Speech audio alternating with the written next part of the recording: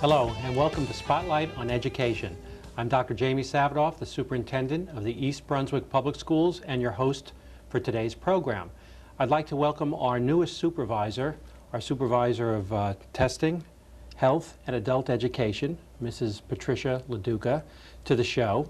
And among her duties, she is also the principal of our Summer Academy, which is the focus of today's program. Before we get started, let me just ask you a little bit about how you came to your present position, because a lot of people may know you as a former staff member. So give us a little bit of your background. Well, I was the reading specialist at Lawrenceburg School for 6 years, and prior to that, I was a PTA president at Bauman Rowe and Hammersholt. I have 3 kids in the district. So you're no stranger to East Brunswick, and certainly are familiar with our school system. Let's start off by with a little overview of our Summer Academy and its history and how it came to be. Well, the Summer Academy, as it is now, has been in existence for 4 summers. Prior to that, we had a regular summer school with kids going who had, done poorly the year before and needed to make up courses, and we just took a look at that program and took a look at where we could get the most, we felt, for our money, and we felt like really getting the elementary school kids when they were just getting involved in their learning would be a good place to focus the money. So that's where we're spending the money now, and it seems to really be paying off. Right now we have 2 3-week sessions during the summer. If the children come for reading during the 3 weeks, they're just there for reading during that 3 weeks. If they need to come for math, they come for another 3 weeks. So it's 3 weeks of intensive instruction, 4 hours a day, which adds up to 60 hours of instruction in ILA, math, or both, depending on the student. Now, what exactly is the goal of the program? What are we trying to achieve in our Summer Academy? Our real goal is to help the kids to reach grade level expectations so that when they enter school in September, they are ready for the grade that they're entering. We look at the reading levels of kids and the math checklists, and we decide where we think that all the kids should be for certain grade levels, and we aim to get them to that point by the end of the 3 weeks. Now, as you said, the program has been in existence for 4 years, and it's been an evolutionary type of a program. So what have we done to improve the program in the 4 years from where we started, and what have we learned, and what have we done to make it even better than it was when we first started?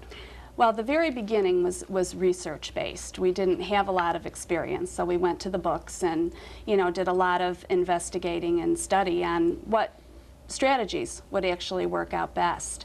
And at that point, we did a lot of in-service with the teachers and picked the 4 strategies that we really wanted to focus on, 4 areas. For ILA, they were phonemic awareness, the reading level, the writing, and their sight words, their knowledge of sight words.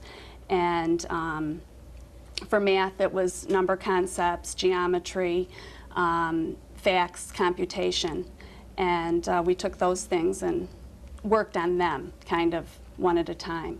And since then, we send a survey home to the parents at the end of every 3-week session. And we really look at what they send back to us, and we also ask the teachers how we can make it better each year. So we look at those things, we reflect upon it, and that's how we have made it better since the first year. We've just really taken what really worked the first year, and every year we make it a little bit better. Before we discuss some of the actual strategies that are used in the program, talk to us about how the district prepares the teachers, because we just don't throw people into the summer program. No, we don't. And like I said earlier, the strategies that we use are research-based, and so at the beginning we had several days of in-service prior to the beginning of the academy to make sure that everybody was up to date and ready to teach and work with those strategies. Now we have taken what we do at the academy, because it's worked so well, and we've brought a lot of those strategies right into the classroom during the regular year. So all of the teachers are really well versed in them and how to use them. So we do less in service prior to the academy than we used to, because first of all, we have a lot of teachers returning each year, so they're ready for doing what had worked the year before, and they're using it in their classrooms during the school year as well. How does a teacher get selected to teach in the summer academy? Well, they apply.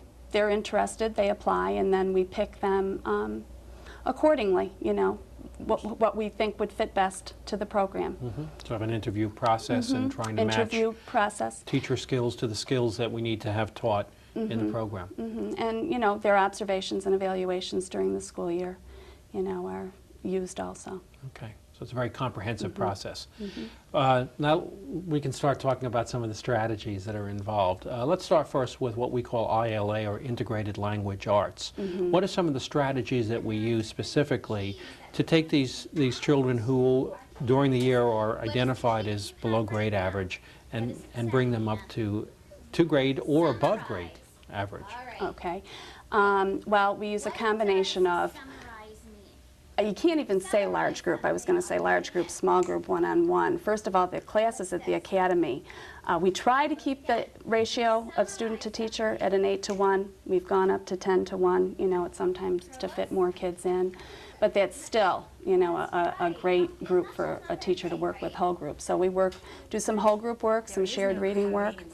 And there we really focus on the comprehension strategies, clarifying the meaning of words and clarifying the meaning of what the children are reading, making predictions, summarizing, and the inference kind of level questioning for comprehension, making connections between the reader's life and what we're reading, the other books that the students have read, and then we call them text-to-world connections. In other words, we take what they've read in the book outside into their world and, you know, make them make connections between what they're reading and what's really happening.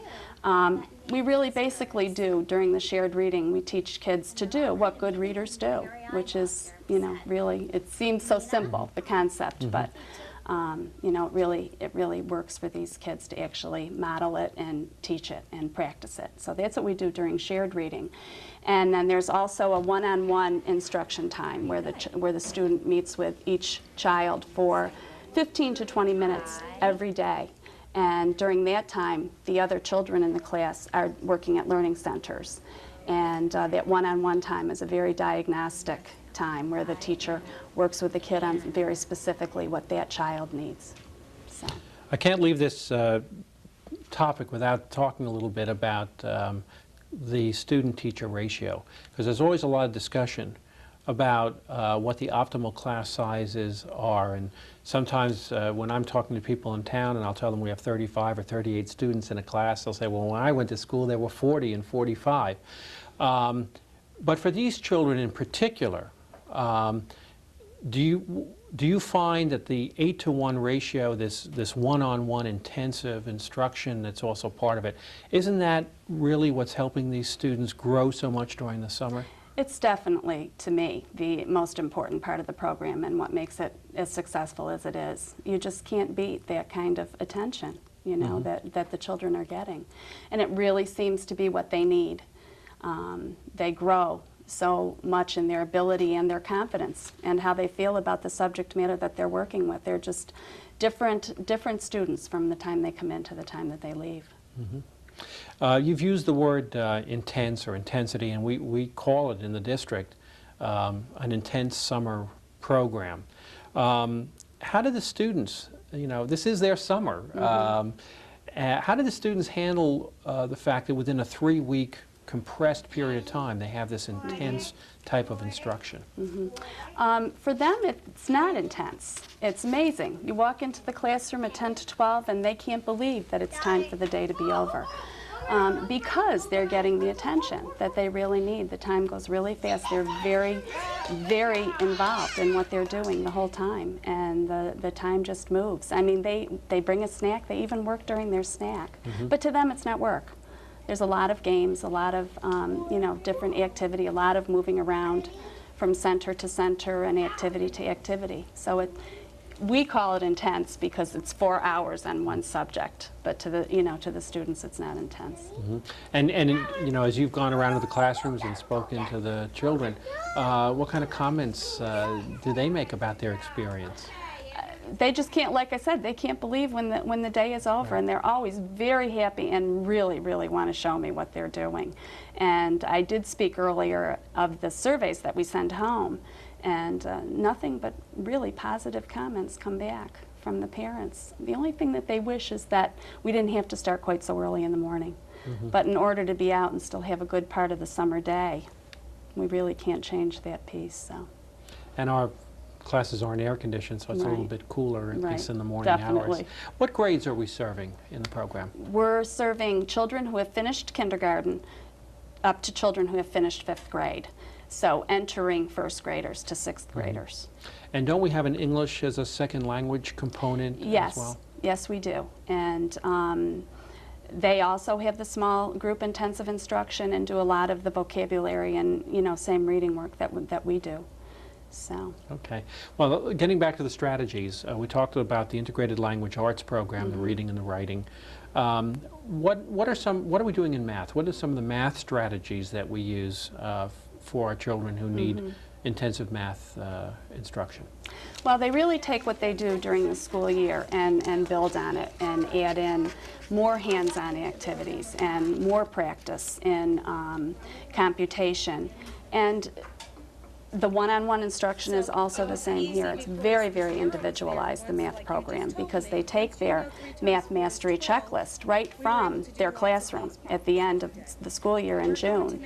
The teacher gets that and knows exactly where the children's strengths and weaknesses are, and they group the kids accordingly. In other words, sometimes they might not work one-on-one, they might work with 2 or 3 children at a time who need the same kind of skill, and they'll work with them so that they can really feed off of each other and play games and work from there. And what kind of results have we seen in the math program? A good 80% of the children reaching grade level expectations. Within that 3-week period. It's amazing. It really is. It's amazing. Well, when I see the reports that are provided every year that show what the students' achievement was as they enter and what they have, where their achievement level is at the end of the 3-week session, it truly is remarkable. Within the videos, we saw aides in the classrooms. How many aides do we have working with us, and how do they assist the teachers in the classroom? Okay, well, we have 4 aides, and the aides are amazing. If just a community member came in off the street and walked into a classroom, it would be hard for them to tell which person was the aide and which was the teacher in the classroom. They work during the year in the schools too, so they're very, very knowledgeable as far as the programs that we do and the strategies that we use. And they're basically in the classrooms while the teachers are doing their one-on-one work with the students so that they can work with the students in the centers and keep the children on task there at the centers. So, or they work one-on-one with the students in math to reinforce what the teacher did with them, as well. We talked a little bit about the training that we have for the teachers.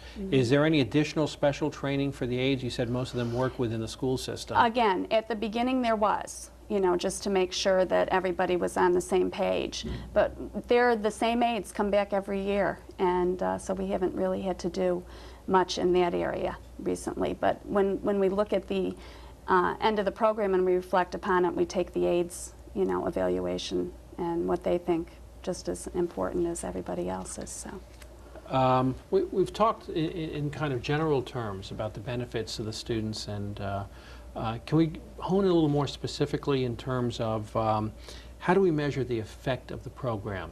It's one thing to say, oh, we had these. By the way, how many children did we have in the program this year? We had around 350 this summer, and more in the first session than the second session. And another thing we didn't mention is that we do bus them, which is a really nice thing, so they all get there at the same time and are ready to work and kind of leave at the same time. But we do a pre-assessing at the beginning of each 3-week session and post-testing at the end, and we look at those scores. And like I said, in ILA and writing, there's 4 areas.